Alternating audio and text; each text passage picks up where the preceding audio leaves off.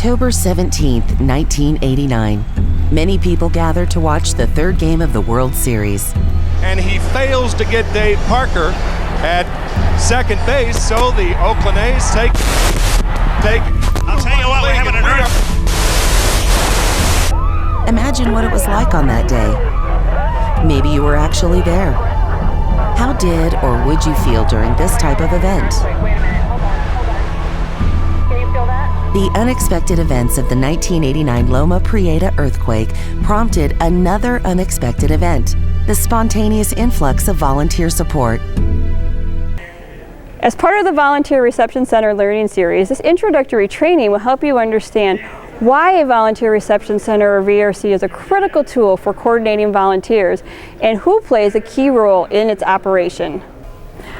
Who comes to volunteer? What is a VRC? When is it necessary? Where do organizations fit? Why coordinate volunteers?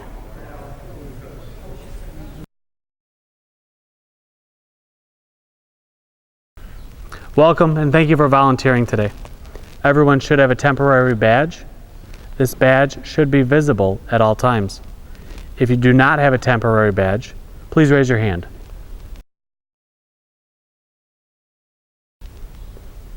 Your safety is our highest priority at the VRC.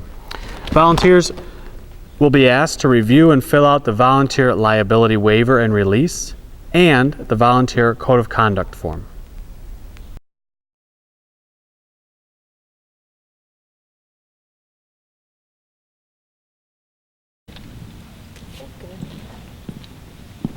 Hello, thank you for volunteering with us today. We know your time is valuable and we appreciate your support. We're going to review your registration form. All right, Mr. Maher.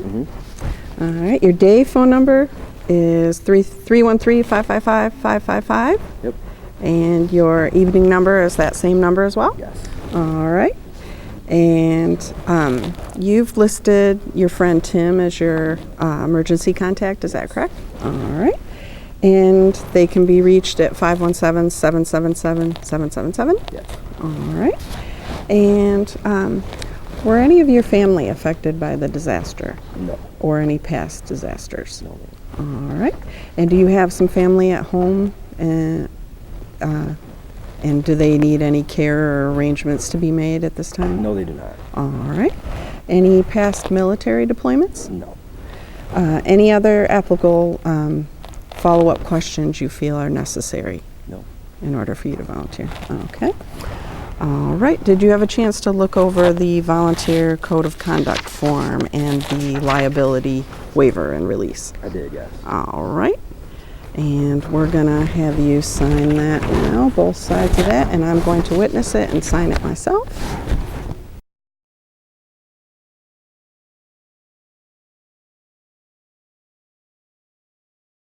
All right. Okay, so Matt, thank you for volunteering with us again today. I notice that from your registration that you have some experience in Crime Watch. Can you just give me a little bit of information on that? Sure. I worked with the local Crime Watch prevention program that was put in place. Okay. All right, great. And do you have any past volunteer experience? I do, the local food bank in Lansing.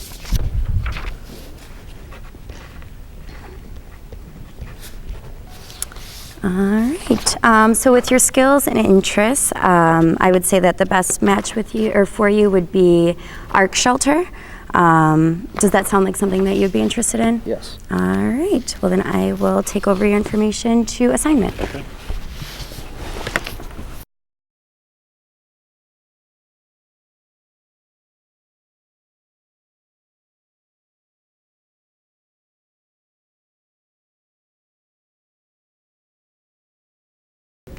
Hey Matt, thank you for volunteering today. Can I see your forms? Yep. Thank you.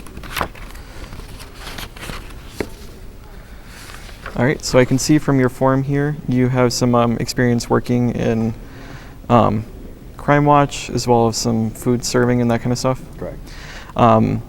Based on the recommendation of my friend over there, it sounds like the ARC Shelter is going to be the best location for you to volunteer. Is that something you're willing to do? Yep. Okay. Let me just check that off on this form here.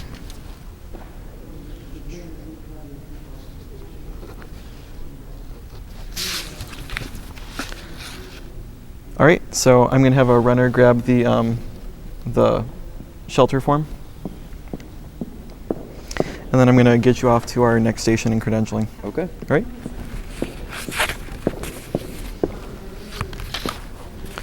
All right, I want to thank you for volunteering. Thank you. And if you want to just head right off over there. Sure. Thank you.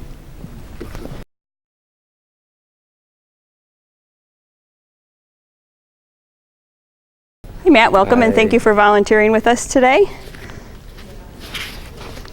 I'll verify I have your information and we're going to go ahead and make a wristband for you. I ask that you keep this on you at all times through your entire volunteering process. Again, I ask that you keep this on you at all times. Is that comfortable? Yep. Again, thank you for volunteering with us. You're all set. You're going to go over to the training area now. Thank you.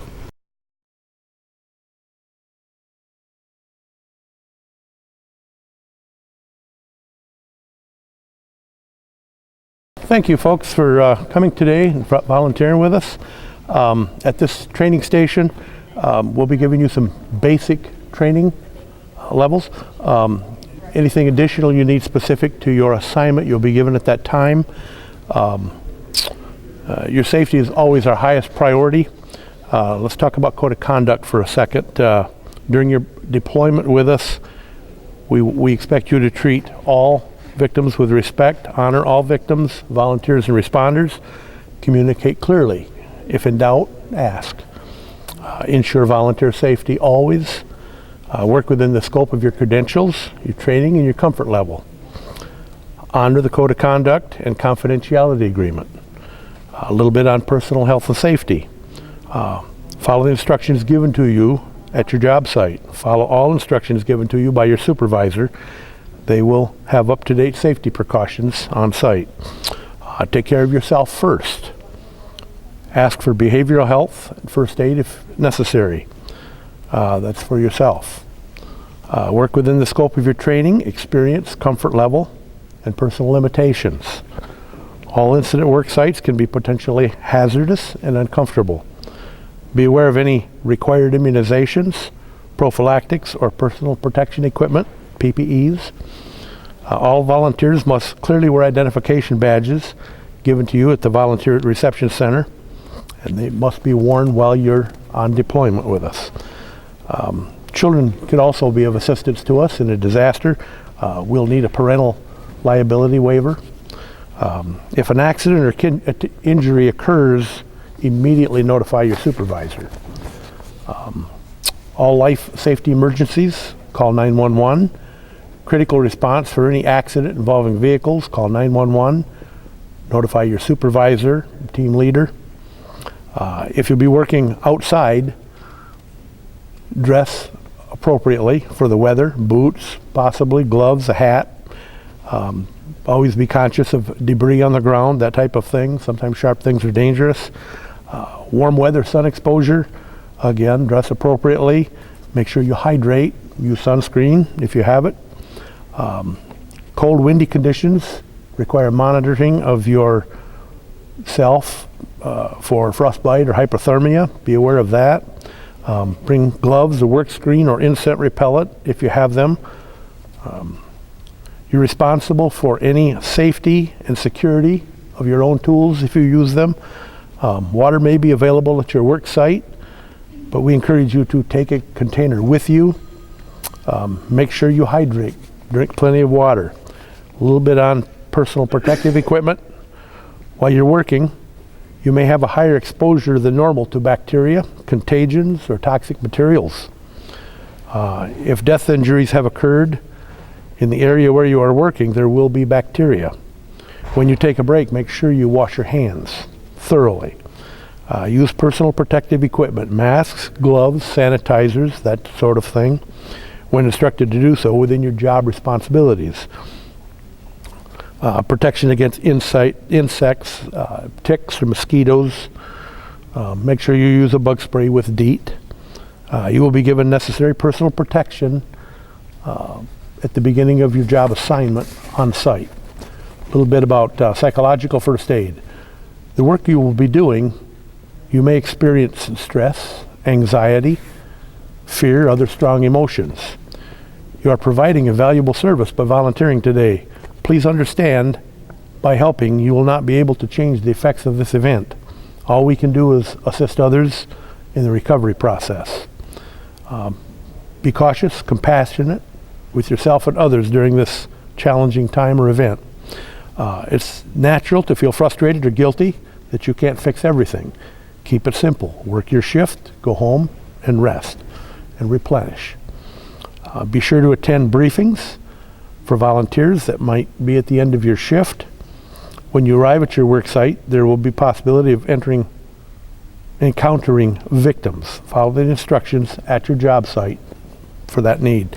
If you need help, ask for it. Personal limitations.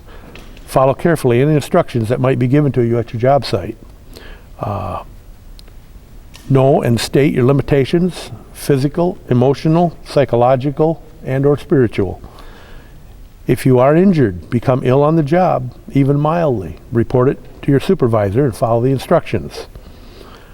Both Volunteer Reception Center and Emergency Operations Center will need to be notified. A little bit about our incident command. All volunteers will be following and reporting an incident command structure known as ICS. ICS provides organizational structure in emergency. There is an ICS commander who has responsibility for the entire event, who may or may not be present. There is a site manager who has specific responsibility for your site. There is a safety officer as well, whose responsibility for everyone's safety. Within the site, there may be 4 functional sections: operations, logistics, planning, and finance and administration. You may be provided with a colored vest, lanyards, armbands, or hats to help identify your section. This makes it easy identification for personnel carrying out their functions. You will be reporting to only one supervisor. All outgoing information requests must go through the Media Public Information Officer. It is important to do so and not communicate with media unless you're directed to do so as part of your job duties. Documentation of all activities is critical. Make sure you complete any documentation required of you. Thank you for coming today. Are there any questions? Okay, you'll proceed to the next station. Thank you.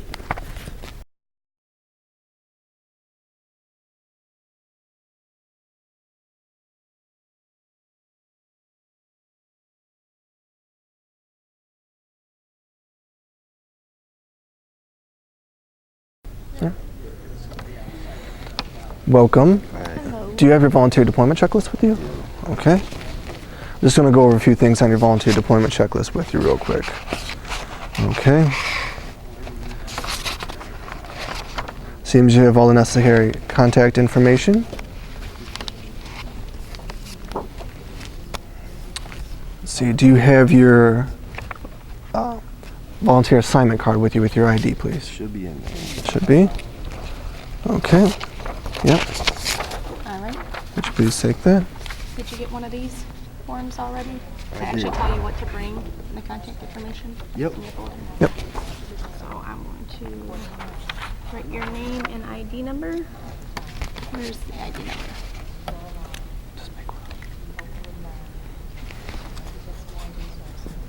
How do you spell your last name again?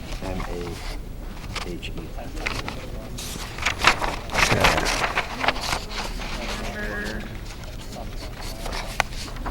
So we have you working at the Red Cross shelter today. So here are all the items. I need to make sure you review this. We're not going to go over it in detail, but you need to make sure you have what to bring, the information you need at the site, and the guidelines, and some information about stress management, which I believe we've already covered a little bit. So inside the package, you're going to have who your supervisor will be and directions to the site. Now, we would not be issuing you any equipment for the site for this deployment, so you will not have an equipment log. So in here is the directions to the sites and your information on who your supervisor will be. Okay. Do you have any questions? I do not. Okay. Thank you very much. Right, thank you. good luck. Thanks for volunteering. Thank you.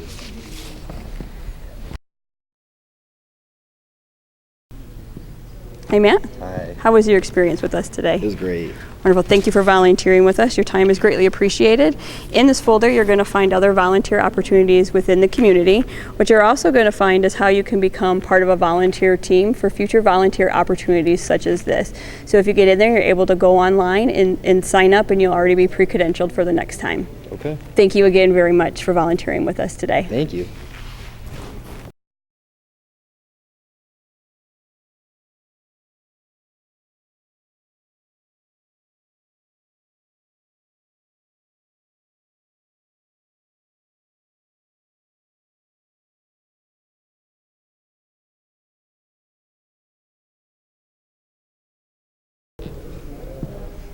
Hi Matt, how was your volunteering experience? It was great. All right, can I see your forms? Yep. All right, so as always, we want to make sure that your experience was okay. You didn't have any extreme amount of stress or anything? No. Okay. Because if you did, we'd always offer to, send you to behavioral health to just, talk it out and make sure that everything's okay. So I'm going to take the forms that you have. I see that you filled out our ICS 221, which is the demobilization form. It looks like everybody signed off on it and everything looks great. So I'm going to put this in the manila folder. And you had nothing deployed with you? No equipment or anything? No. Okay. Any feedback you want to provide to us? Anything that could be improved for next time? Anything like that? No, it's just a great experience. All right. I'm going to thank you again. And if you could please sign out on our sign out form just so we keep track of everybody we have here. Sure. All right, and I'm going to ask you to have a great day. All right, thank you, you too. Yep.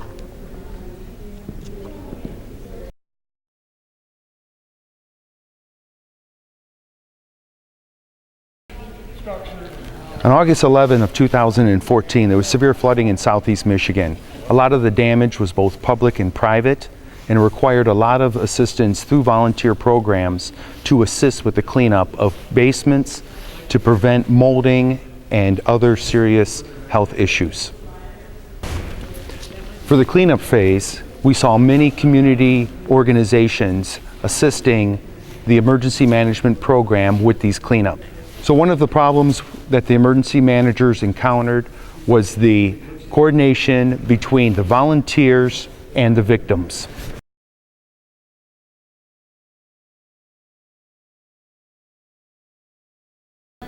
Volunteering helps them keep their mind off the disaster, but it all boils down to one thing: the compassion they have for their community.